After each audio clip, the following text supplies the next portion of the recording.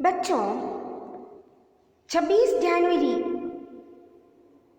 1931 को अपूर्व दिन भी कहा गया है, क्योंकि मैंने आपसे कहा था ना, खुले चैलेंज देकर पूरे रूप से हम मनाने जा रहे हैं, यह कहकर वे उन्होंने इसे मनाया था। तो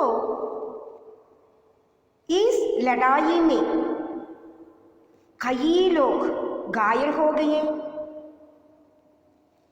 इसमें 130 लोग थे। फिर अस्पताल गए लोगों को देखने से इन्हें मालूम हुआ कि 160 आदमी अस्पताल में हैं। और कुछ लोग घर चले गए,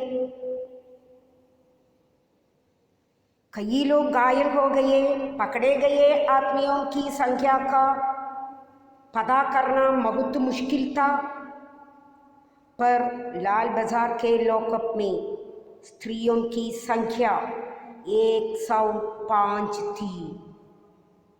कितनी थी स्त्रियों की संख्या? 105। इसे अपूर्व कहा गया क्योंकि यह ओपन लड़ाई थी।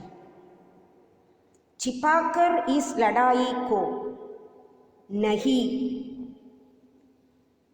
लड़ा था, इसलिए इसे अपूर्व भी कहा गया है। क्योंकि बंगाल के नाम या कलकत्ता के नाम पर एक कलंक था। कलंक क्या था?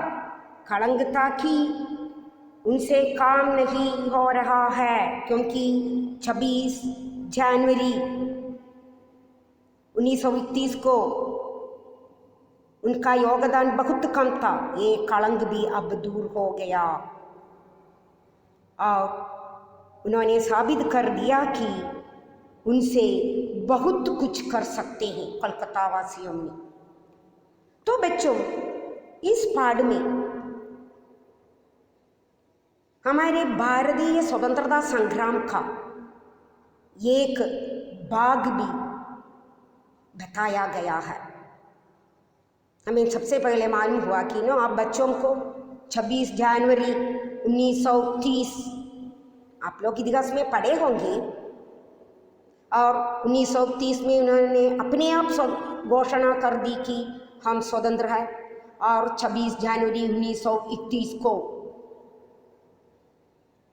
स्वतंत्रता का पहला जन्मदिन मना रहे थे। तो बच्चों, हमारा गणतंत्र दिवस कब है?